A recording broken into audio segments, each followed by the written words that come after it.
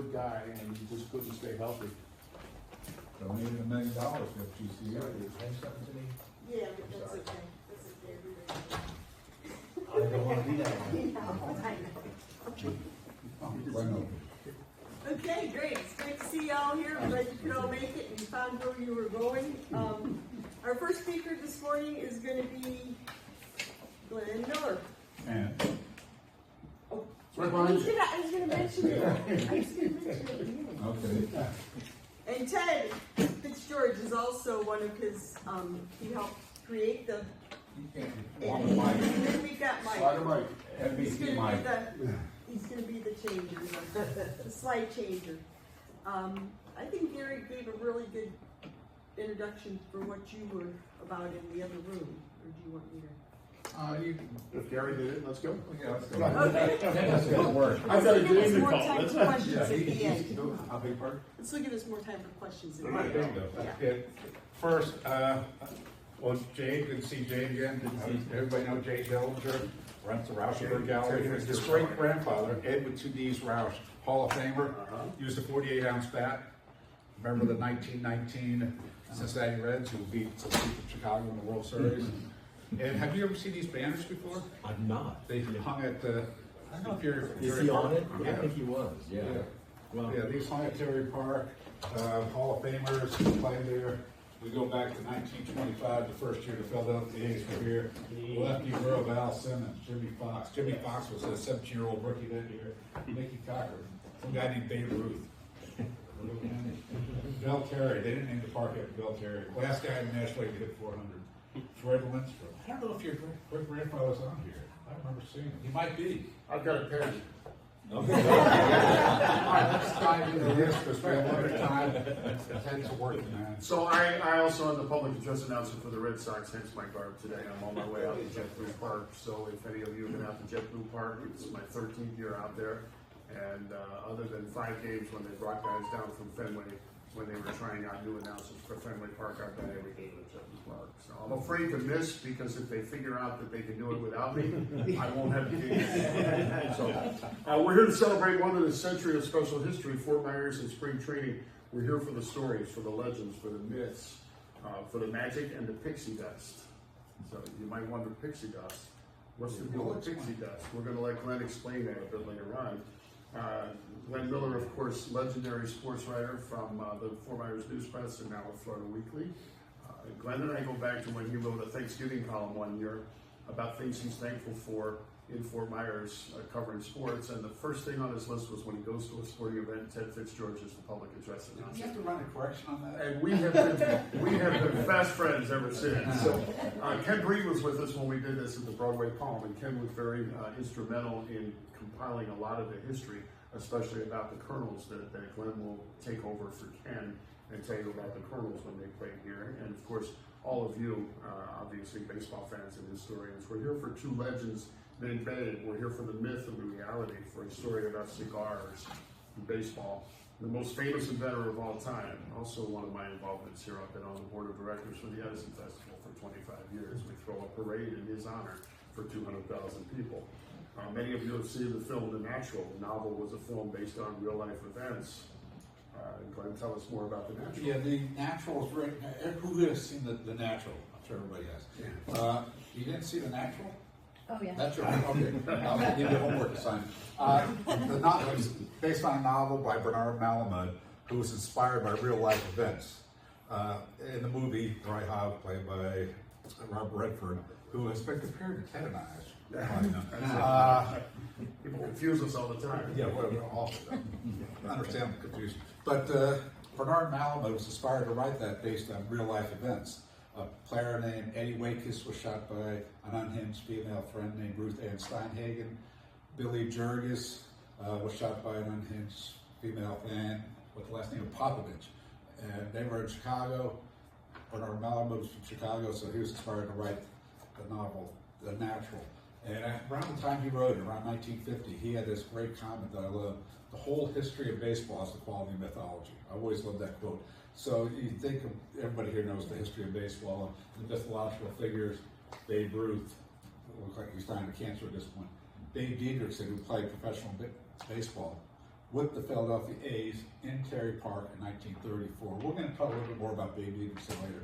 Two legendary Babes. And we're going to talk a little bit about some of the great names from the, not famous names, like nicknames. Whammy Douglas. I don't know if everybody knows Whammy Douglas. Played with the Pirates when they had spring training here. Buckerfoot Al Simmons, Newell Haas, Big Poppy, many more. And legends. You know who that is on the left? Hall of Fame baseball player, Jackie Robinson. 42. That's He it. played in Terry Park here in Fort Myers. It said baseball was his fourth best sport, and he was a Hall of Fame baseball player. He was an All-American football player. Track and field, All-American, And basketball. UCLA, and basketball. And Roberto Clemente, he was at spring training in Terry Park every year from 1955 to 68. He hated to be called Bob. This is the cards from my own childhood baseball card collection. Glenn and I both have cards that say Bob Clemente. Yeah, his name was Roberto. He was proud of his Puerto Rican heritage. It was infuriating him to be dressed as Bob. And speaking of Roberto Clemente, what's the deal with you and at baseball? I've got Glenn loves this story. I've got one of my favorite pieces of memorabilia is a baseball signed by Roberto Clemente. I was at the 1969 All-Star Game, 12 years old in Washington, D.C. It had been rained out on Tuesday night, so they played the game on Wednesday afternoon. Well, half the people that had tickets couldn't make the game. They had to go back to work. They were only there for the game on Tuesday night. And it was D.C. back in RFK. Back in those days, they weren't used to selling out the stadium anyway. Washington was first in war, first in peace, last in the American League. And after the game, we were out by the players' entrance. I lived in Northern Virginia at the time.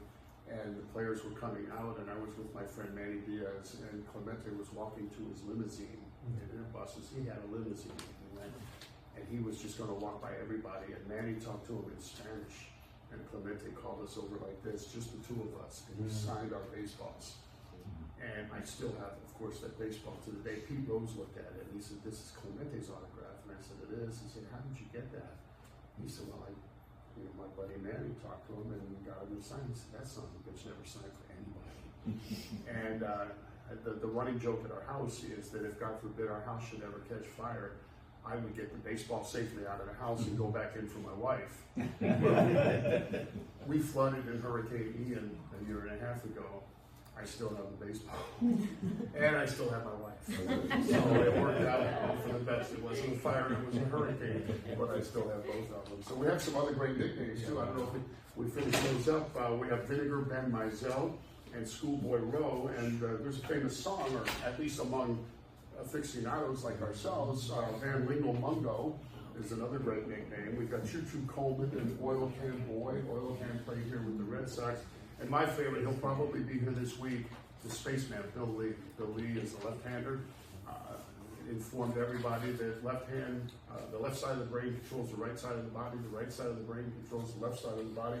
That means only left-handers are in the right line. And that's a famous Bill Lee quote. So I guess we're going to go ahead and Glenn's going to talk about the Colonels now, right? Louisville Colonels, 1914. Everybody who knows anything about spring training associates the start of spring training in Fort Myers in 1925 when the Philadelphia A's came here. Thanks, somebody else will be diving into this specifically. But Ken Breen, who couldn't make it today, did prodigious research on the Louisville Colonels. I told him he did enough research to get a PhD in Fort Myers spring training history. So anyhow, 1914 Louisville Colonels at Terry Park. Who here has been to Terry Park? Just about everybody here. Okay, so you know where it is and how much different that part of Fort Myers is now. But Ken, You gotta love the uniforms. yeah, love the uniform. And I think it was a cool morning. I assume that was a morning when they took it.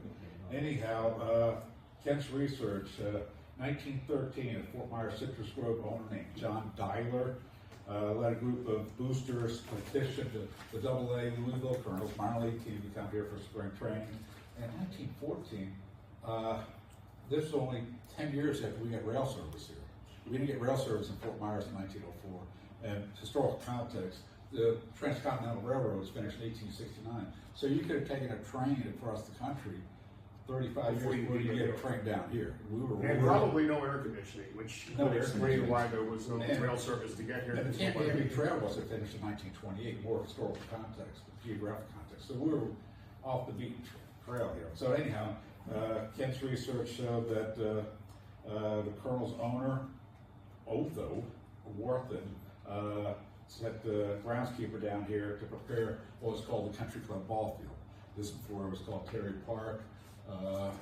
So he came down here to get it up to grade for a professional team, even minor league team. Anyhow, the groundskeeper was cutting the grass when John Giler suggested it would save time to just set the grass on fire instead of cutting it. Okay, so they set the grass on fire. The fire spread so fast it nearly set the grandstand on fire, which foreshadowed what happened in the 40s or World War II. The grandstand that was built for the Philadelphia A's when they came here in 25 burned down during World War II. There was training bases here during World War II. Page Field was a training base for, I believe, fighter pilots. Buckingham Air Base. There's an armory right around the corner from Terry Park. There you go. That's Fort Myers. So anyhow, the story, an old timer told me the story many years ago. He said, don't tell anybody this, because he thought it was some scandal. Somebody, cigarette, set the grandstand on fire in like 1943. So we'll show a picture later of what the first grandstand for the Philadelphia A's looked at. So it burned down during World War II. Anyhow, the Colonels came here. They were greeted by a large crowd at the train station. 11:30 at night, only a handful of people remained to assist John Dialer to welcome the team, and this was critical. Along with the Colonels came reporters for each of the 4 major Louisville newspapers. It was free publicity. That drove spring training in 1914. It drives teams now in Florida, or cities in Florida and Arizona to get teams. Of course, Sally is an old newspaper guy. Newspapers aren't as important. Now it's TV, the internet, various social media apps, but the publicity helps drive the business here. Ted sees the big crowds at JetBlue Park every day when he goes out there.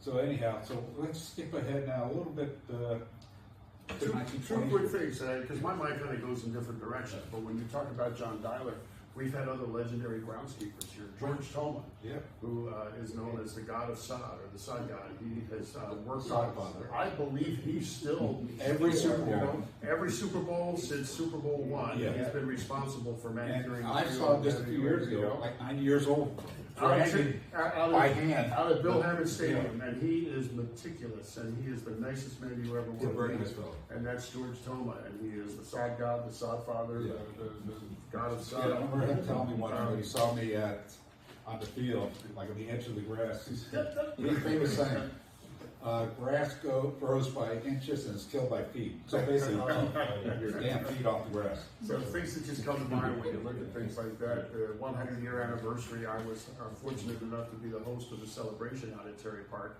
and they brought Enos Otis in from Las Vegas, and we hosted it together, and I got to hang out with Odie for the first time since the early 80s, and that was a lot of fun. The Colonels were only the first. We're here for a big league century. It started with a pharmacist named RQ and a man named Connie. Now, RQ you may not know about, but Connie you've heard of, Connie Mack. Connie Mack Stadium in Philadelphia. Senator Connie Mack, who was at our event at the Broadway Palm, that was very nice. It's also a story about a man named Bo who won a Heisman Trophy, Bo Jackson. And his baseball journey took him through Fort Myers. Terry Park, And he played at Terry 1987, Park with the Royals in '87. There's an athlete who is the only one ever drafted by 4 professional leagues. He's in the Hall of Fame in baseball. Dave Wingfield was drafted in basketball, baseball, football. And 2 basketball leagues. Back Two when basketball leagues. NBA and ABA. And the ABA and hockey. No, he wasn't drafted. No? Okay, I thought maybe they looked and said, man, we gotta find somewhere for Dave to play hockey. So that was Dave Winfield, and I was in Cooperstown when Dave was inducted. I actually sold his condo for him. And I sat next to his wife while he gave his speech, and he asked his family to please stand up. And I looked at his wife, I said, should I get up with you? She said, I'll never believe it. And so I just stayed in my seat and let the family get up. So that was Dave Winfield. We're here for a man who was a high school athlete. He was both a National Football and National Baseball Player of the Year. And signed actually to be a quarterback, was offered a scholarship to play at Florida State, play quarterback, and as a Florida Gator, I was thrilled when he chose to go the route of baseball, and that was, of course, And he Joe broke Mauer. Bobby Bowden's heart. And that was Joe Mauer. Yeah, we saw him play with Fort Myers Miracle, then he went on to play with the Twins. He was just elected to the Hall of Fame. We formally inducted this summer. And his brother was the manager. Yeah, Jake Mauer. Jake Mauer was his manager for the Miracle. So that's Joe. We're here to remember a transcendent talent. We've already talked about him. His nickname was the Great One, and that was Bob or Roberto Clemente. We're here for the big league teams from the other side of the Mason-Dixon line. Also, there's a Roberto Clemente Park in Dunbar, right on Martin Luther King. As you drive And that's down the where the street, local you'll Black see the History sign. Museum is located. That's exactly right. So we're here for big league teams from the other side of the Mason-Dixon line. The Philadelphia A's, the Cleveland Indians trained here with Bob Feller. We had the Pittsburgh Pirates, the Kansas City Royals, the Twins, and of course the Red Sox. Now, the first four on that list all trained here in the 1900s. The last two, the Twins and the Red Sox, have been here since the 1990s, and all but the Indians have won a World Series when they trained in Fort Myers. My wife is from Cleveland; she hates this part of the story. Join us on our journey, not just to a field of dreams, but a panorama of stories of baseball's legends and myths and pixie dust. Pixie dust. We've talked We're about gonna it get before. pixie dust. Glenn, why don't you tell them about it? I guess you never imagined. We have the pixie dust. Is that Tinkerbell? There you go. Okay, you probably never imagined you'd be come to a baseball event and hearing about pixie dust. Am I correct? Anyhow, there's a theory that holds that pixie dust is the explanation for why teams come here to get better. I did a deep dive in this some years ago. Teams moved to Sarasota, they got worse. Teams came here, they got better. It's documented. It's good. It's in the notes here. Like the Philadelphia A's came here 1925. They have been really bad for many years. They haven't had a winning season in some years. They hadn't had a winning season about 10, 15 years. 1925, they had a 17-year-old rookie named Jimmy Fox who went on to great things. And the first year here, they won 88-64 and finished second in the American League. This is long before divisional play. Then the Indians came in 1940 with a pitcher named Bob Feller, who Ted and I met after this picture was taken. Last time they finished as high as second was 1926. They came here in 1940. They finished second. The last time they won as many games as 89 was 1921. 1940, the first year here, they won 89 games. Pixie dust on sprinkled on their shoes, they got better. Then the Pirates came here in 1955. Early 50s, the Pirates were one of the worst teams ever. So where they are now. Yeah, except the players make more money now. That's right. So in 1952, they lost 112 games. This was a 154 game schedule. They were really bad. So they had Branch Rickey became president after he left Brooklyn Dodgers. 1955, their first year here, they had a 20-year-old rookie named Roberto Clemente, who obviously went on to great things. 1955, they still finished last, but they lost only 90 games. So that's an improvement over losing 112. 1958, they finished second for the first time since late 20s. And in 1960, they won the pennant. And any Yankee fans here? So I hate to bring up. No, not a Yankee. Oh, okay, but very painful number. The Pirates went out and upset the Yankees in the World Series. They were training here. One of the most famous walk-off homers ever, before the term walk-off was coined, Bill Mazeroski. We'll dive a little bit more into that later. I think we have a photo of Mickey Mantle, but yeah, they got better. And the Pirates left here after the '68 spring training, moved to Bradenton, where they remain to this day. 1969, we got an expansion team called the Royals. Traditionally, if you know your history, you know what teams like the 62 Mets were hysterically bad. The Royals weren't very good to start with, but within years, there's Mazeroski celebrating Forbes Field. The Royals were pretty decent to start with. Went 3 years, they were a second place team. And then over the course of the years training here, they won 7 division titles, a couple pennants, and the World Series in 1985. So maybe the What pixie did dust. they have in common? Pixie dust. Exactly. And we were looking for photos of the Pirates in 1960, and we're trying to determine, was that picture taken at Cherry Park or someplace else? That's Forbes Field. That's Forbes Field, there you go. So seriously, Mike, can you go back to, I just think that's such an awesome photo, we threw it in here, even though it wasn't not from here. This was pictures in Life magazine in 1960. It was taken from the 22nd story of a building at the University of Pittsburgh overlooking Forbes Field. There's no way, I don't know how you are, but no way I'd be up there leaning over a balcony 22 stories. I would not be in the front of that row, that's for sure. No, I'd be happy to be tall and standing 3 people back. So anyhow, so let's move right along. Show us the money. That's been a big part of what goes on. When the Pirates came here in '55, the city and county ponied up $80,000 to build a new grandstand. And that's what it looked like. This picture's in Saturday Evening Post, 55, 56. Ken and his, again, produced research, found a Saturday Evening Post photo of what Terry Park looked like during a spring training game in the mid-50s. So $80,000 got the Pirates to come here when they built this grandstand. When the Red Sox were thinking about leaving, and did leave, City Palms Park, Sarasota, again, was trying to get the Red Sox to move up there. So the county spent $80 million, with $80 million, to build not only that stadium, but contiguous practice fields, locker rooms, weight rooms, video rooms, all things that weren't needed or even And also not available, and what happened at the City of Palms was they didn't have the backfields that the Twins have at Bill Hammond Stadium.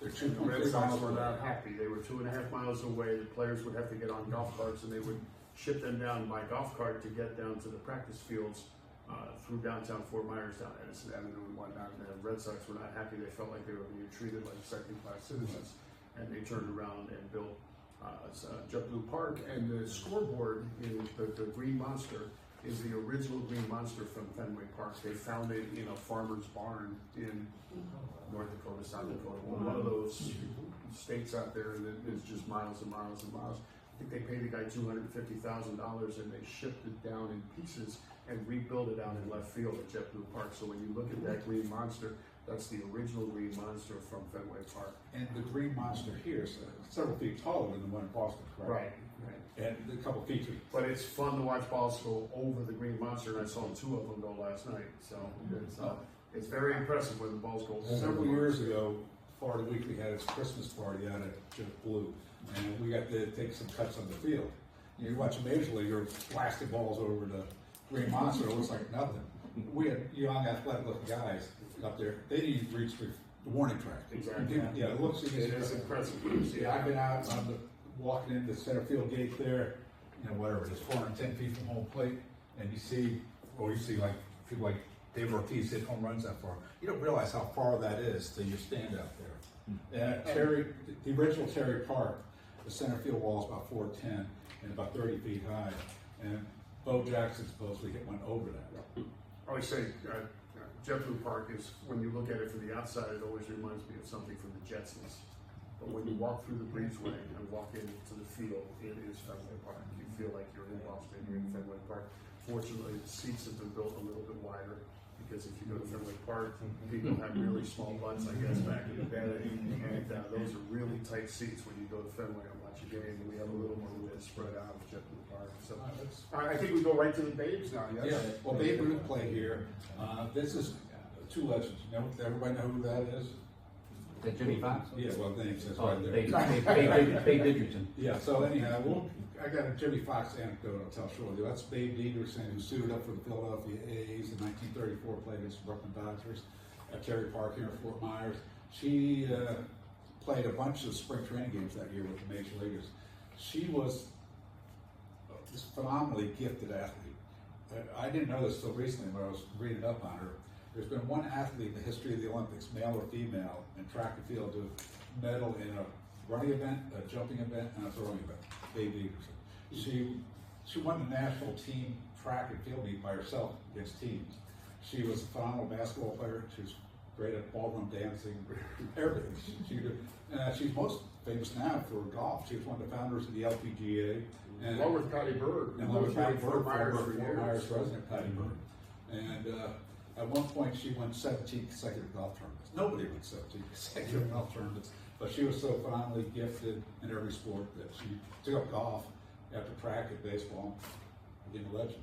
So yeah, we gotta keep moving along. We're almost time for the Crybabies, right? Crybabies, who's better to qualify, or who better qualified to talk about Crybabies than my boy Glenn Miller? Does anybody know about the team that trained here? It's called the Crybabies?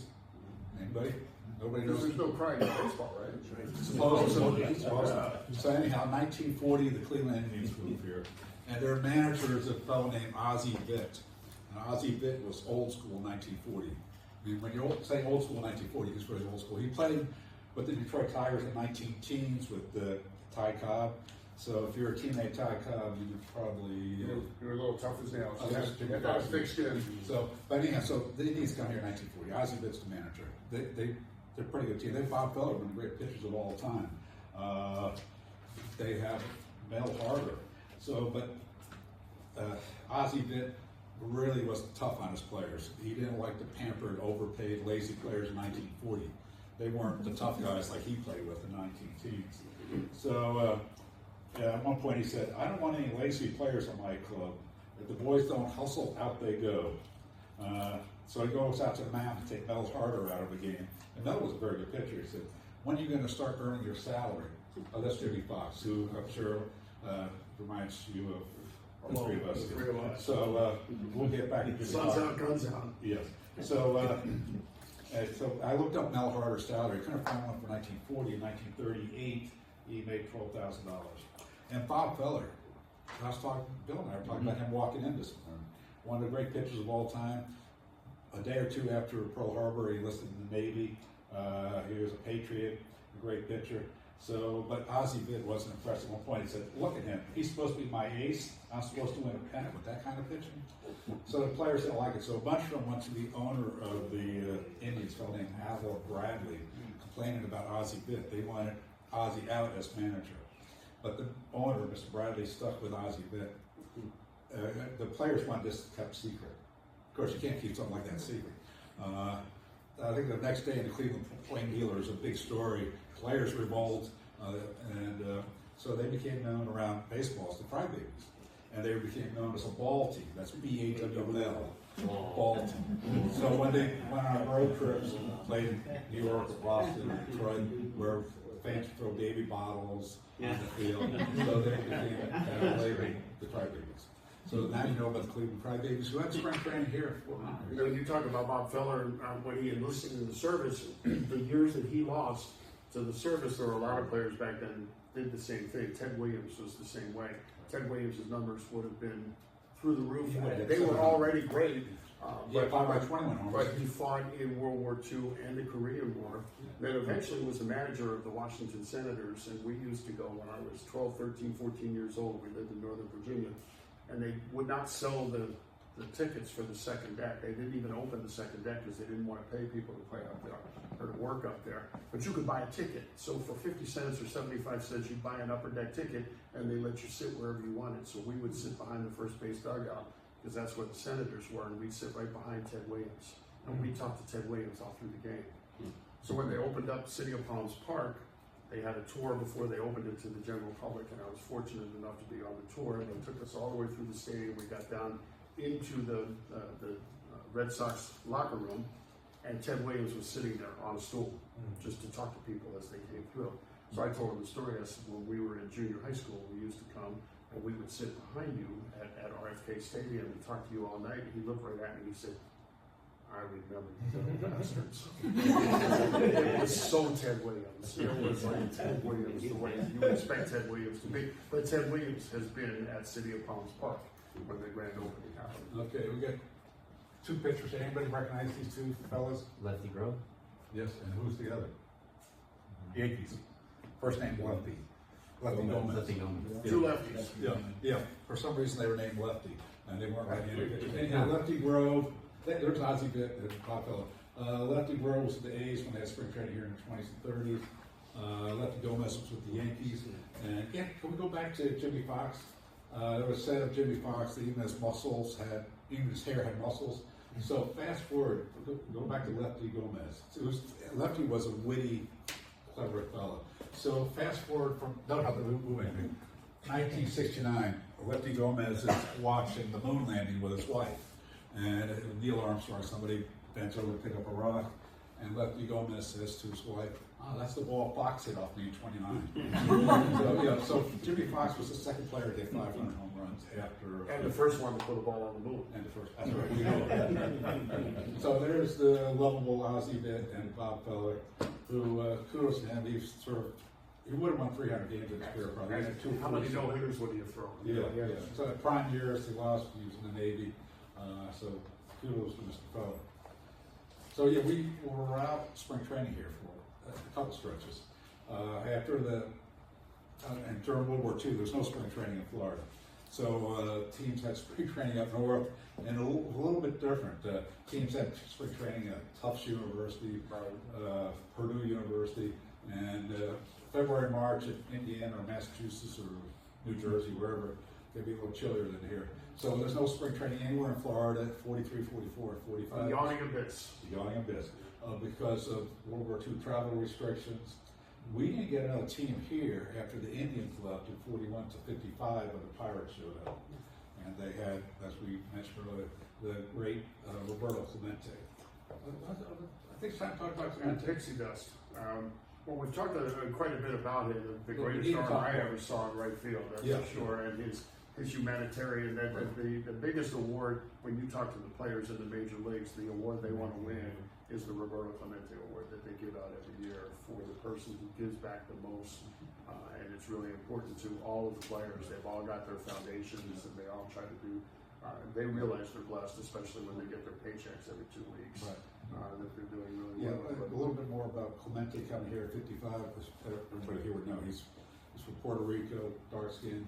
Probably his English was probably very meager at that time. So he came here in 1955. The president of the team was Branch Rickey, who had signed, I think everybody would know, signed Jackie Robinson, Rick Culberry with the Portland Dodgers. So Branch Rickey gathers a team around at Terry Park, and there's Roberto Clemente and other players of color and white guys. And the story, another story, is that he gathered a team around him. Said, as long as we're within the gates of Terry Park, we're all Pirates, we'll run, we're a team. But when we leave here, the white players go stay at the fancy Bradford Hotel downtown. Roberto would stay at a Powell's boarding house on Lime Street in a part of town then known as Safety Hill, but now called Dunbar. So he stayed in the boarding house just a mile or two from Terry Park. But obviously things have changed. But Roberto went on to have a phenomenal career. Everybody know what happened to him with the plane crash. Yeah, I highly The recommend. last hit in his career was his 3,000. 3,000th hit. He got his 3,000th hit. There was an earthquake in Nicaragua. He packed a plane full of supplies to fly to Nicaragua with the plane. The plane went down. He was never seen. I highly recommend a biography of Clemente by David Moranis. Moranis talks in there about the plane that crashed. It was a tragedy waiting to happen. Like I said at our other event, I don't know anything about aviation, but there's a proper way to load cargo on a plane. The cargo wasn't loaded on. The tires were underinflated. The pilot wasn't credentialed to fly that particular type of plane. And it's just Everything that could go wrong went wrong. Yeah, it was a tragedy. And it truly was a tragedy. Well, the Pirates left in '68. And it was. Pirates left in '68, and they moved to Bradenton. The Royals replaced them, and pretty much the replacement for Roberto Clemente was George Brett. George Brett showed up with the Royals. He spent his entire 21-year career with the Royals. We look at, y'all are baseball fans, so we look at ball players with a certain awe, just the things that they can do, like Glenn talked about going out to JetBlue, trying to even hit the warning track with balls when they took some swings. Players looked at George Brett the way we look at all of those major league players. George Brett was head and shoulders above everybody else on the Royals. It didn't matter what he did. He decided one year, I've never played golf, I'd like to learn how to play golf during the off season. He came back for spring training the next year, he was a one handicap. In one off season, he learned how to play golf to the tune of a one handicap. We were at Terry Park one day, and he said, let's go out to the bullpen. He's out at the bullpen, he says, get me a left-hander's glove. So he put the glove on his right hand, he starts throwing the ball in the bullpen with his left hand. They put the radar gun on him, he hit 86 miles an hour throwing with his left hand. Now, I would look like one of the Silver Bullets daughters if I tried to throw with my left hand and put a radar gun on him. That's So, a good segue. There have been other non-major league teams here. The Fort Myers Palm, Ken, who's not here, did prodigious, you keep using that word, research on Fort Myers Palms, who played in the Florida State League in 1926. The Fort Myers Miracle, where I saw Joe Mauer play, David Ortiz play. I was their public address announcer for 10 years. And then they- love my time with the Miracle. And Mike Veck was one of the owners of the Right, team. yeah. Yes, Son of Bill Veck. Bill Veck's son. The Miracle was renamed the Mighty Muscles a few years ago. The Colorado Silver Bullets. Anybody know about the Bullets? They played at City of Palms Park. They were a barnstorming women's professional team. I was playing in the local old guys league in the 90s. We got to play them every year. It was a lot of fun. they beat us every time. Like I was saying to somebody earlier, they were all elite athletes, stars from college, and my team was a bunch of knuckleheads. So, of course, they beat us, but it was a lot of fun playing against them. We also had a group come through here called the Hollywood Cover Girls. The photo was not really appropriate for its company, so we couldn't put the picture up. But I got to play against the Hollywood Cover Girls. It was during my radio days, and they basically had been like Playboy playmates and things like that, and they just toured the country playing softball. And called themselves the Hollywood Cover Girls. So we've had some interesting groups come through here. The Fort Myers Sun Sox. I'm not sure. The Sun Sox were the old timers that didn't want to give up the game, and you'd come and play. We played a year and a half. You'd have to be over. You had to be 35 for a position player, And the or catcher could 32 be for a 32. catcher. Again, I tried out to do a story for paper, sort of Right. George Plimpton type thing. Yeah. And tried out, and I remember taking BP, hitting ball pretty deep into left field. I had a hole that one. Then the next Major League show up. Like I had Champ Summers, he's launching balls over the fence. Right. There's a huge difference between an ordinary person and a Major League. Better But then there was fun to be around. But We talk more about the Pixie Dust as well if we go forward, because now it's time for the Twins. the greatest challenge for the So, Pixie Dust. You know Why what the don't we let Glenn further the story about the Pixie Dust? Anybody know what the greatest challenge for the Pixie Dust was? I'm sure you've heard of the Curse of the Bambino. Okay, everybody knows the Curse of the Bambino. So the Red Sox moved here in '93, coming off the last place finish in the American League East.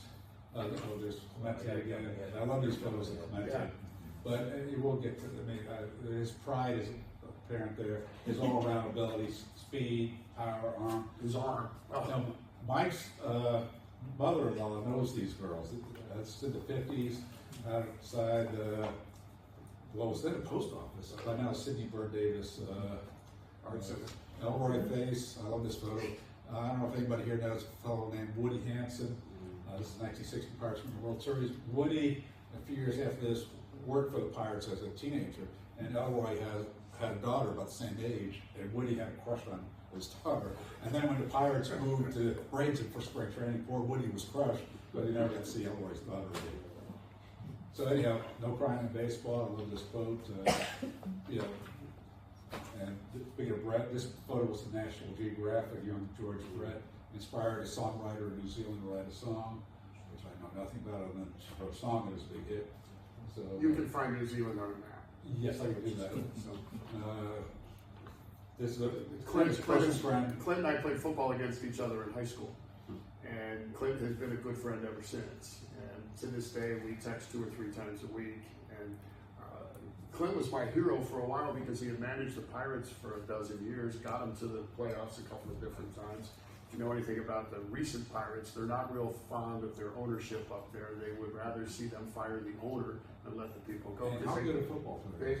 Clint was a backup quarterback the year that we played against each other. Yeah, Jimmy Black was their quarterback. He didn't start until the following year, but he also was accepted to Harvard, but decided he would be this year's phenom and signed his contract to play baseball. And Clint is truly one of the good guys in baseball. If you ever get a chance to meet him, you will know that. He's back now working with the Colorado Rockies as an assistant to the president, but for 3 years after the Pirates fired him, after disbanding his entire team, letting go of their best pitchers, letting go of their best ball players, and then being upset with their manager when he can't win, they fired him with 3 years left on his contract at $3 million a year, so they had to pay him. So they paid him $3 million a year not to manage.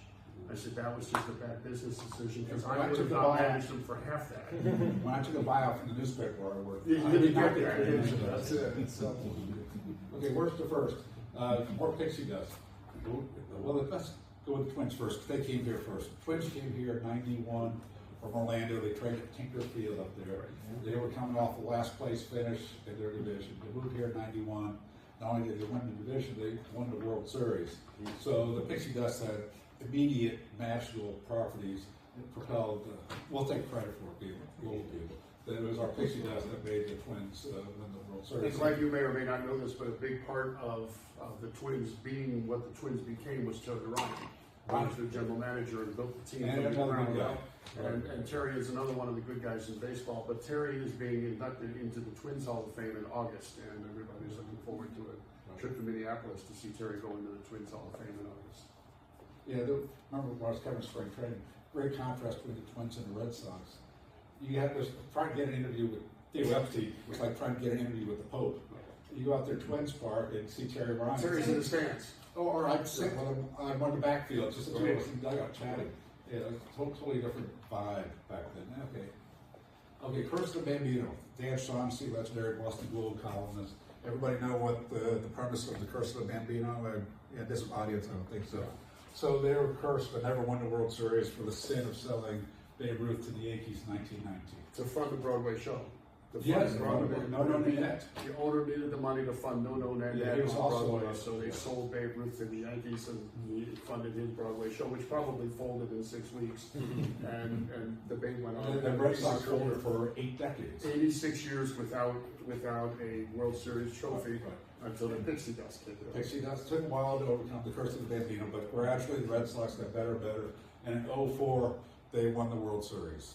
Thanks, of course, to the Pixie Dust. Some people might say it's Theo Epstein, and the very good players will say it's the Pixie Dust. Theo also turned around and did the same thing with the Cubs several years later in 2015 when they won the World Series. He should have gone right to Cooperstown from there. Yeah, he's a Hall of Fame executive. Without a doubt. Yeah, he's a Hall of Fame going in. executive. One of the all-time great headlines was after the Red Sox won in 2004. The New York Post ran a headline. My favorite headline prior to that was headless body found in topless bar, which was a great headline. But then they came up with one after the Red Sox won, and the Red Sox headline was "Curse takes a year off. See you in 2090." So, but that didn't work out because We have the actual banners here. I got to interview a lot of these guys. The first person on these banners I actually interviewed was Ern Lombardi from 1931. in 31. I did not interview him in 1931. Okay. I mean, Al Lopez, I said, I misspoke. Al Lopez. I did not interview him in 1931. He was in his 90s living in Tampa, and I was able to arrange an interview with him. So he told some, a long time dive into all great old stories about the old days. As a player, he managed the White Sox and the Indians. Yeah, here's a list of, Ken Breed put this list together. Amazing. Glenn probably feels the same way I do. Glenn, with his chosen profession of being a sports writer and looking at these names and realizing, being the baseball fans that we are, the opportunity that his career and my side hustle have given us to interact with so many names, especially from here over. Because here over, a little before our times, but the people that we've had a chance to sit down with or have a beer with or interview or introduce or announce or give speeches with is just, my brother was a teacher in Pennsylvania for 30 years, and when the Red Sox games were on MLB during spring training, he would take a TV in and set it up for his class, and that's what they would do, would be to watch the Red Sox game, and every time he could hear my voice in the background, he would say, "That's my brother." So we love that we've been able to see Burt Weiler lives here in Fort Myers. 1928. Okay. We have Ed Rogers. There you go. He did make it. That's it. His And great how heavy was the grandson. bat he used? 48 ounce. 48 ounce bat. How do you swing that? Yeah, well, very slowly if you're Well, he grew up on a farm, right? He did. It developed, I guess. So that's Missing talent. he was Jim Thome before Jim Thome was Jim Thome, right? That's what the country strong is what he Let's go, was. can we go back, Mike? For the previous, yeah. Just wanted, I work for something called Roy Hobbs Baseball. Anybody know what that is? It's Old guy baseball. Old guy baseball. So we have 5-week event here in the fall, not on this campus, but at the various spring training venues. And At it's Terry Park. You still play at Terry Park, Terry right? Park, JetBlue, Hammond Stadium. So it's age group baseball, different age divisions, 35 up. We have guys as old as 89 play. So this past fall, I met a couple of Roy Hobbs rookies from Minnesota. It was the first time here, so I was chatting with them at Terry Park. I said, come on. I walked over to the banner, and they were both from Minnesota. I pointed out this name, and Rod Perew's here somewhere. Rod Perew. Because they were little kids when those guys were stars with the Twins. So they thought that was so awesome. They got to play where Harvey Killer played. Where Burt Weiler played. Rod Perew played. I remember talking to a guy from Pittsburgh who his favorite player as a kid was Roberto Clemente. And he was in awe. He was in the batter's box where Roberto Clemente once stood. So yeah, it's cool for the guys to come down to play in the Roy Hobbs World Series every fall. By the way, Roy Hobbs Baseball paid for these banners. So a shout out to one of my many bosses. Pedro Martinez, yeah, great Pedro's pictures. been in town all spring. Okay, Yep. yeah. Yeah, I remember, We called him David. He showed up. I was his first public address announcer in Fort Myers. I was also his final public address announcer in Fort Myers because he started with the Miracle and he finished with the Red Sox. When he showed up with the Miracle, literally this man did not speak a word of English. When he walked out on that field, every kid in the stadium had a brand new favorite Miracle player, and it was him. Because that smile just lit the stadium up. And over the years, of course, he developed a talent for speaking some English and gave one of the most famous speeches in Red Sox Yes, history. the Boston After the Bomb. Boston Everybody bombing, he everybody stood know what on he the said? field, and they still sell T-shirts at Fenway Park that you can buy. This is our effing city. except he used to say it. Right, exactly. Again, much like that picture that we put on, we Right. that. So, but he is another one of the good guys. And kids research found that Paul Molitor, another Hall of Famer, was at all these parks as a player. Right? Yeah, unbelievable. Played Was all- coach for. Played in all four, and still play because coaches, you know, get out and hit and Right, field. yeah, and fumble, throw exactly. DB, So, Paul Molitor also played in our bracket pools every year in March Madness when he Oh, was in okay. town. So, never did win. So he must have known more about baseball Oh, than he did about that's basketball. this came from my own childhood baseball card collection. We were gonna get that 60 World Series and the Pirates celebrating. It's only 2 months at the spring training here in Fort Myers. It's almost time. Now you know about pixie dust, so you're gonna amaze your friends and family with tales of pixie dust in Fort Myers. On to the trivia questions. Yeah, let's go to the trivia We questions. just run through the questions and the answers, right? You've got the answers here, so. Yeah, so some cross sports trivia questions here. It's baseball and other sports. So you got them there, or you're on your? I've got some. You're a professional PA. Yes, person, right? he's the only man to play in the Super Bowl and the World Series, and he played baseball in Fort Myers.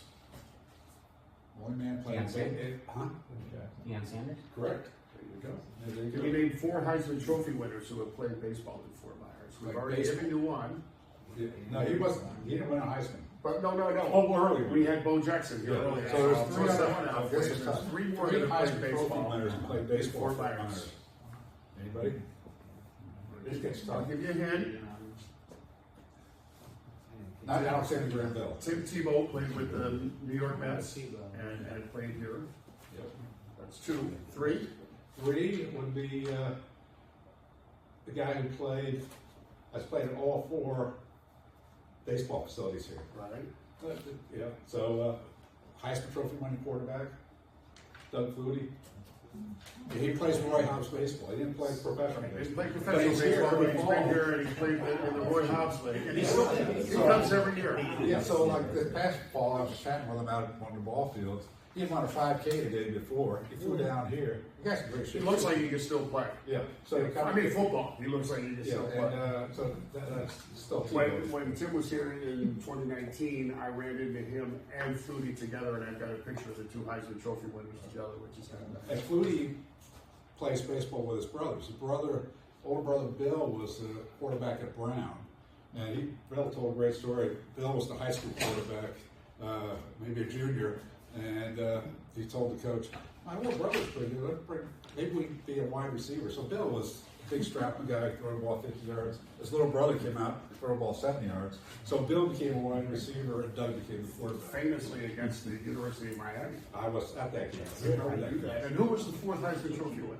We've got 3, right? This is, nobody will get this one. Do we have we don't have a picture, okay. The 4th Heisman Trophy winner decided to play baseball with the Toronto Blue Jays out of high school, never made the majors. So he gave up on football, went to Plan B, baseball, signed with FSU, won the Heisman Trophy at FSU as a quarterback, and played with the Dunedin Blue Jays in the Florida State League, came down here and played at Hammond Stadium. Chris Frankie. First one. There you go. Only one man has played in both the Pro Bowl and the Major League Baseball All-Star game. He's from Fort Myers. Easy He's one. like not from here, but he played here. Right, played here. Yeah. We showed his picture Bo earlier. Jackson? Yeah. Bo Jackson. What member of the college football and CFL Halls of Fame we've got? We just went through that. That's Doug Yeah, Flutie. What basketball Hall of Famer who won multiple NBA titles and an Olympic gold medal played pro baseball in Fort Myers? Dave DeBush. Excellent. No, but that's, I've got a big version baseball card, and it's one of my favorites. It's not, it's a baseball question though. He played with the White Sox. He played with the White Sox against the Twins. I was in the dugout and I looked up and there were only two of us in the dugout. It was Michael Jordan and me. And sadly, it was before you had a phone with a camera on it, so I had no picture of Michael Jordan and me with pictures me up. But I got to be in the dugout with Michael Jordan. Like I said, my side hustle and his business have brought us into contact with some people that are pretty impressive. What baseball Hall of Famer averaged 12.2 yards per carry playing for a major college football team and led the nation in punt return average? He also played baseball in Fort Myers. A legend. Jackie Robinson. Yeah, Jackie Robinson. I know what it is. 12.2 yards. But yeah. We'll skip through a couple more because we're running short on time. Yeah, skip 7. Let's go. We did 8 already too. Yeah, Joe Mauer, yeah. So his senior year of basketball at Big Ten University, he averaged 10.5 points, 6.1 rebounds, and was a 5th round draft choice in the NBA draft. He played baseball in Fort Myers. Dave Winfield. So we're probably over time. We probably are, but we've covered everything we've got in our notes, I think. Yeah, I think we. Thank you guys for coming out. This looks like a fun Built for the A's in 1925, burned down in World War II. And the grandstand you saw for the Pirates in 55, that was torn down 15 years ago. And I remember going out there, the steel girders were holding it up, rusting, you press your thumb into it. So the county wisely decided to tear it down before it falls on somebody's head. And now there's another smaller grandstand out there that's used for the entry. So anyhow, that's all we've got. Thank you guys very much. And if you're out at Jetblue Park, my seats are right above section 204. Get out there early, come up, say hello, and maybe I can get you upstairs for a tour of the press box and the control room. Let me know that you saw us here. Wow, that was great. Thanks so much.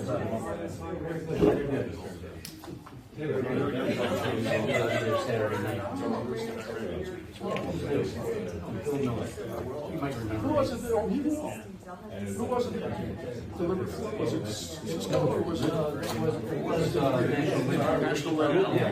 We started off as spray there, right now. Now I'm still there 30 years later. I'm still winning. Yeah, I got one more year and that's I'm done. It's great to see you. Thanks for remembering me. I Oh, appreciate it. yeah. You're one of the good ones from way back when. All right. We started it yesterday.